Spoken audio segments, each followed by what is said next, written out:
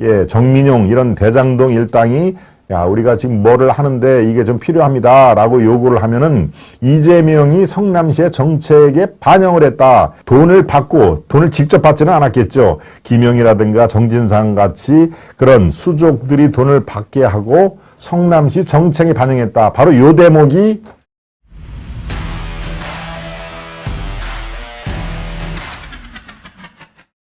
이 양반이 미쳤구만 하는 얘기 제가 말씀을 드렸는데 이게 누가 얘기를 한 거죠? 정진상이 얘기를 했는데 누구한테 얘기를 했을까요? 누구한테? 예, 바로 돈을 착착 달라면 착착 줘야 되는데 착착 돈이 안 나온다. 바로 김만배한테 한 얘기입니다. 김만배. 네, 김만배 쪽에서 야 돈을 지금 착착착착 돈을 달라면 줘야 되는데 왜 돈을 이렇게 안 주냐 하는 그런 얘기를 지금 여러 가지 지금 말이 그 정진상이 했다는 말이 상당한 지금 파장을 벌고 있는데요. 네, 검찰에 수사할 때 대개 이런 말은요. 검찰 수사, 검사도 검사지만 그 밑에 있는 수사관들이 수사를 다 검사로부터 지휘를 받고 조사를 꾸미고 하는 그런 역할을 많이 하지 않습니까? 이제 이런 것들이 그 과정에서 나오는 얘기입니다. 그 과정에서 무슨 기자회견을 해가지고 기자들한테 다 릴리스를 하는 게 아니라 이게 지금 기자들이 이제 아주 집요하게 캐묻지 않습니까? 뭐 어제는 뭐 무슨 조사를 했느냐, 오늘은 정진상에 대해서 돈 금액이 구체적으로 적시가 되느냐라는 그런 얘기를 집요하게 묻는 과정에서 사실은 이런 얘기가 나오는 얘기입니다. 저수지에 넣어준 거죠 라고 얘기를 한 게 뭐 검찰 측에서 이걸 꾸며 되겠습니까? 꾸밀래야 꾸밀 수가 없는 상황이시죠. 네, 이 양반 미쳤구만 하는 게 이 검찰 수사관이 그걸 뭐 일부러 꾸며내겠습니까? 그럴 리는 천부당 만부당 하는 얘기고요. 조서를 쭉 꾸미는 과정에서 바로 이런 얘기가 나오는 것입니다. 그러니까 상당하게 이거는 뭐 꾸미내야 꾸밀 수가 없는 건데 이제 이런 것들이 바로 법정에서 공방전이 펼쳐지는 것이죠. 자, 언제 어느 때 당신이 이렇게 얘기를 했잖아. 아닌데요? 나 이런 얘기 한 적이 없는데요? 그렇다면 이제 상대방이 또 대질신문을 하거나 증인 신청을 하거나 이런 식으로 크로스 체크가 하는 것이죠. 그런데 구체적으로 언제 어떻게 어떤 장소에서 이런 얘기가 나왔다라고 상황을 딱 검찰 측에서 들이밀면은 뭐 어떻게 할 도리가 없는 거 아닙니까? 그러니까 주변 수사, 보강 수사가 필요한 것이죠. 정진상은 왜 김용은 일찌감치 구속을 하고 지금 기소를 했는데 왜 정진상은 아직까지도 검찰 소환했다는 말을 안 들리냐? 그럼 정진상을 봐준다는 얘기냐? 이렇게 저한테 질문하시는 분도 계십니다만은 그럴 리가 있겠습니까? 정진상이 훨씬 더 큰 금액을 이렇게 굴린 그런 사람이기 때문에 이재명 입장에서는 돈에 관련해서는 정진상을 많이 시켰다는 거 아닙니까? 그러니까 좀 이따 나오겠지만 경제적인 공동체다, 정치적인 공동체다 하는 얘기가 그래서 나오는 것이고요. 예, 이 김용보다도 훨씬 더 정진상의 그런 그 동선이라든가 그동안의 돈을 어디다가 파킹시키고 돈을 꺼내다가 이재명 쪽 그 선거운동할 때 주고 하는 것들을 김용보다도 오히려 정진상이 훨씬 많은 부분을 아는 사람이기 때문에 소환하기 전에 이미 보강 수사를 다 하는 것입니다. 그러니까 관련된 증인이라든가 증거 목록 그리고 바로 어제 민주당 안에 있는 당대표실 이재명 바로 옆에 있습니다. 이재명 당대표실 옆에 당 정무조정실장이 지금 정진상의 현 직함입니다. 그러니까 이 사람도 참 이재명과 거의 한 20년을 같이 이 운명을 같이 한 것이죠.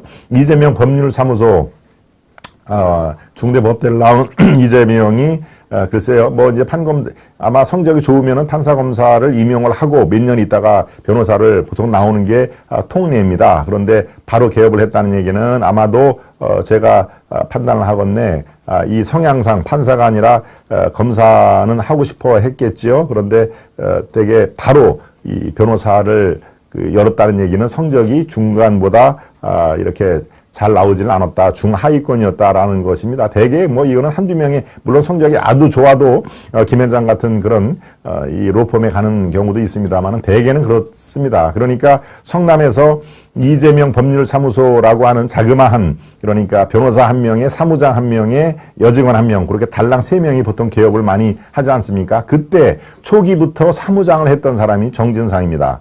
그러고 제가 제 방송에서도 몇 번 얘기를 했죠. 그 사무장으로 오기 전에는 금융계의 복덕방, 그러니까 여러 가지 이렇게 뭐를 알아봐 달라, 뭘 투자해 달라고 하는 부티크라고 하는데, 거기에도 그 경험이 있다라고 금융권에 있는 분들이 저에게 얘기를 하는데, 뭐 그때만 해도 정진상이 이렇게 큰 거물이 될지는 몰랐겠죠. 네, 이재명이 거물이 되니까 본인도 따라서 뭐 매일 신문지상에 이제 정진상 얘기가 나오니까, 예, 거물은 거물이죠. 예, 근데 거물이 클 것자의 거물이 갈 것자의 거물로 되는 것은 시간 문제입니다. 예, 이렇게 이제 기소가 되고 유죄 판결이 나고 하면은, 예, 거물이 그야말로 빠이빠이 하는 갈 것자의 거물이 되는 것이죠. 예, 우리는 뭐 갈 것자 쓰는 거물을 우리가 숱하게 많이 보지 않았습니까? 이른바 여의도 정치판에서 사라진 사람들이 숱하게 많죠. 예, 그 중에 한 사람이 될 가능성이 매우 높습니다. 네, 이재명과 함께 정진상 또 김용 이런 사람들은 글쎄요, 사법 처리가 제가 보는 그 견지에서는 불가피하다라는 그런 내용인데요. 내용을 조금 더 살펴보도록 하겠습니다. 네. 바로 검찰이 공소장과, 네, 압수수색에, 예, 여기에 지금 이 양반 미쳤구만, 이 얘기를 먼저 설명을 드려야 더 좋겠네요. 김 씨가 그 외에도 돈을 안 주자. 여기서 김 씨는 김만배입니다. 2021년 2월에 정 실장은 직접 김 씨에게 20억 원을 달라. 야, 우리가 필요할 때 돈 쓰기로 했잖아. 왜 안 줘?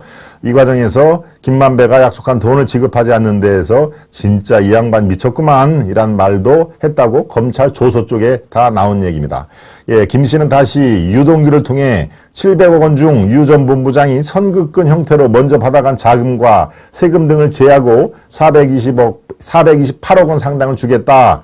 남욱 변호사가 천화동인 1호의 명의신탁 해지에 따른 지분 반환 소송을 제기하면 지분을 그대로 돌려주는 방식으로 돈을 지급하겠다는 방안을 제시했다고 한다. 이게 이제 구체적으로 저렇게 나오죠. 근데 검찰 수사가 상당한 깊숙한 곳까지 진행이 되겠다, 되고 있다 하는 얘기입니다.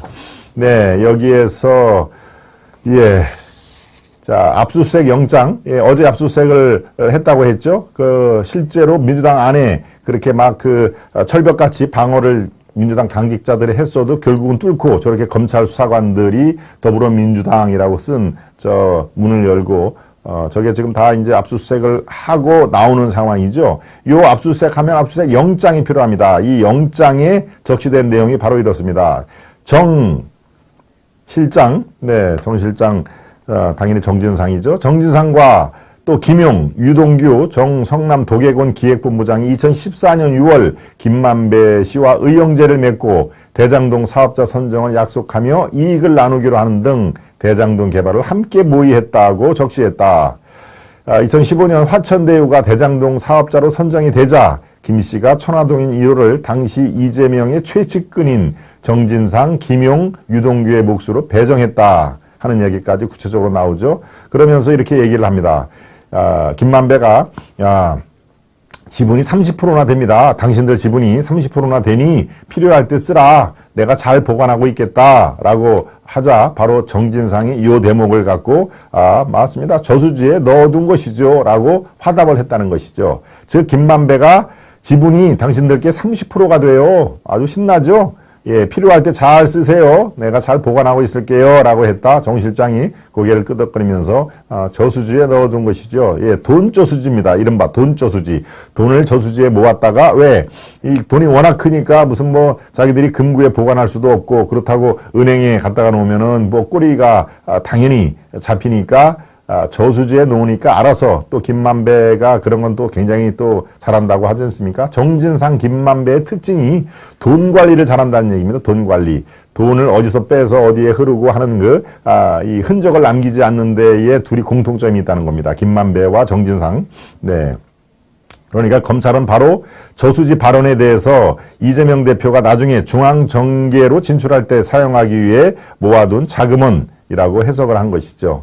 예, 결국은 정치 자금을 쓰기 위해서 김만배와 공모를 해서 저수지에 놓고 필요할 때 쓰겠다. 그럴 때 필요할 때 돈을 달라고 하니까 김만배가 자꾸 돈을 바로 주지도 않고 이상한 얘기도 한다. 그러니까 이 양반이 미쳤구만 이라는 얘기도 했다. 누가? 정진상이 김만배한테. 그러니까 이 워딩은 김만배가 검찰 조사에서 밝힌 겁니다. 내가 이렇게 얘기를 했더니 그때 뭐 돈이 여의치가 않아가지고 돈을 바로 못 주니까 이 양반 미쳤구만이란 얘기도 합디다 라고 얘기를 하니까 검찰 수사관들이 그걸 그대로 이 조서에 쓴 것이죠. 네.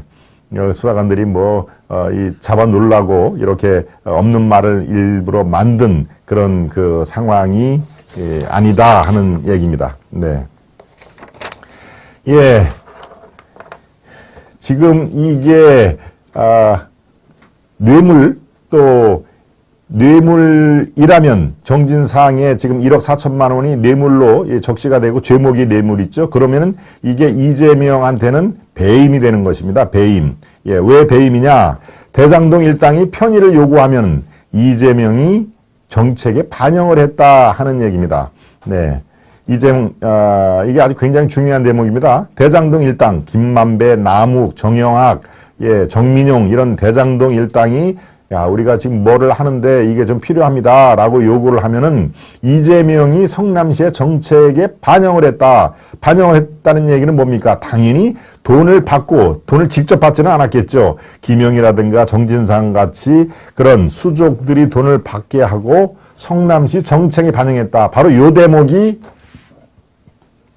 배임의 검찰 측이 지금 우선적으로 이재명한테 적용할 제목을 배임이라고 생각을 한다는 얘기입니다.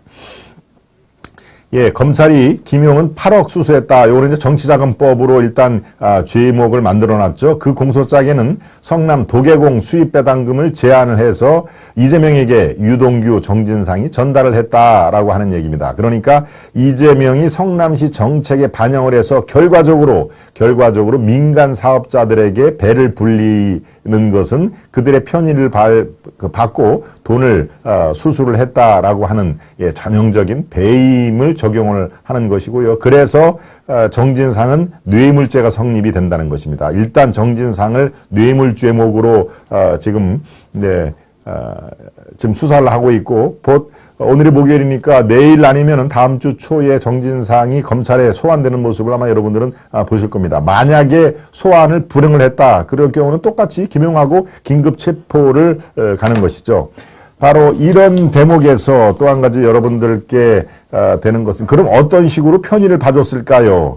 여러 가지가 편의를 봐줄 수가 있는데 이 3인방이 대장동 일단 그 남욱, 정영학 또 정민영 이런 대장동 일당을 위해서 건설업자 이걸 배제시켜라고 경쟁자를 제거하는데 앞장서 줬다 하는 얘기입니다. 여러 가지 편의를 봐주는 그 대목은 한두 가지가 아니겠습니다만 대표적인 게 바로 건설업자들 경쟁자를 제거하는데 이들이 앞장서서 편의를 봐줬다. 이게 바로 김영의 공소장에 기록된 그런 내용입니다. 대장동 사업에서 특혜를 어떻게 줬느냐, 어떻게 받았느냐 할 때 바로 이런 대목이 나오는 것이죠. 네. 일단 요 왼쪽에 있는 작은 제목으로 여러분들 이해를 도와드리겠습니다. 2014년, 그러니까 지금으로부터 8년 전 이재명이 성남시장을 재선을 한 직후에 그 3인방이 김만배와 의형제를 맺으면서 민간 사업자로 선정하기로 약속을 했다.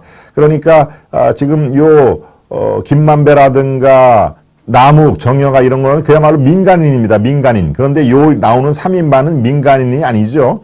예, 정진상, 김용은 이재명 성남시장의 핵심 왼팔 오른팔이고 그 다음에 유동규는 성남도시개발공사, 성남시가 전액 출자한 도계공의 이 본부장, 그러니까 넘버 투맨이죠. 이 3인방이 김만배와 의형제를 맺으면서 민간인에게 알았어, 뒷배는 우리가 다 챙겨줄게 라고 민간 사업자로 선정을 약속을 했다. 그럼 따라오는 대가가 당연히 돈이 따라 들어오는 것이죠.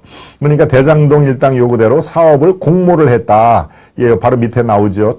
다른 은행권 컨소시엄에 참여를 막으려 했고 또 일단 참여한 다른 컨소시엄을 방해를 했다. 결과적으로 요 김만배 등 대장동 일당이 공사를 따내는데 결정적인 역할을 했다 하는 내용입니다. 이익배당도 몰아주기 구조로 설계됐다. 이거는 여러분들이 너무나 잘 알고 계시죠. 어떻게 그 대장동 프로젝트를 하는데 민간인들이 8천억을 이렇게 돈을 벌 수 있게 구조를 만든다. 네. 구조를 만드는 게 다 내가 했다라고 처음에는 이재명이 작년 이맘때 딱 떨어지게 이거 다 내가 설계한 게 맞습니다라고 큰 소리를 쳤는데 결과적으로 민간 네 사람 다섯 사람한테 8,500억이라는 정말 상상할 수도 없을 정도로 돈이 흘러간 게 다 드러나자 이제 자기가 설계했다는 얘기는 그 뒤로 안 하죠. 왜? 하면 할수록 불리하니까 그렇습니다. 그래서 법조계들은 이미 이런 상황이라면 수사 종착점은 다 이재명으로 다 들어가고 있다라는 얘기가 나올 수가 있는 것입니다. 저 부속물을 다시 한번 보겠습니다. 네, 여기에 여러분들이 쭉 단편적으로 쭉 알고 있던 얘기가 일목요연하게 이렇게 돼 있습니다. 3인방 잘 아시겠지만 김용, 정진상, 유동규와 대장동 일당의 유착 관계는 2008년부터 형성이 되어 있다. 분당 아파트 리모델링 추진위원회 활동 중 3인방이 우호적 관계를 형성했다. 예, 실제로 유동규가 리모델링 추진위원회 협회 위원장이라 할까요? 협회니까 회장이겠죠. 여기에서 이재명 측과 연결고리가 되는 것입니다. 여기에 리모델링 추진위원회에 왔다 갔다 하면서 이제 정진상도 알게 됐고 김용도 알게 됐고 그래서 이렇게 이재명을 돕는 3인방위가 된 것이죠. 네. 2010년에는 이재명 성남시장 선거에서 지지를 했고 2012년에 김만배 남욱동 대장동 일당에 합류를 했다. 그리고 2013년에 남욱이 김용, 정진상, 유동규에게 수시로 술 접대를 했고 2013년에는 위례 말 맞고 탈 많았던 위례 신도시의 내부 문건이 전달됐다. 2014년부터 본격적으로 이제 돈이 왔다 갔다 합니다. 유동규, 김용에게 1억, 정진상에게 5천만 원을 그대로 갖다가 줬다라는 진술을 얻어내고요. 2014년에는 이재명 재선 직후에 김용, 정진상, 유동규, 김만배가 술자리에서 의형제를 결의했다. 이제 이 의형제 결의된 이게 이렇게 큰 일파만파로 된 사회적인 스캔들로 벌어질 줄 아마 그때는 몰랐을 겁니다. 그때는. 네. 2015년에 김만배에게 49% 지분을 결정하고 있다. 여기서 바로 김만배 일당에게 8,500억 원의 돈이 흘러 들어가게끔 만드는 구조로 설계를 한 것이죠. 예, 2015년에 드디어 그들의 계획대로 대장동 민간 사업자가 고스란히 선정이 돼 있는다. 2019년부터는 이제 배당 돈이 뜩뜩뜩뜩 나오는 것이죠. 예, 바로 2020년에는 이재명이 대법원 무죄 취지 판결을 하면서 오늘날에 이재명이 민주당 대표까지 대선에 실패를 하고 민주당 대표까지 이렇게 오는 그런 구조를 여러분들이 한눈에 지금 보고 계십니다.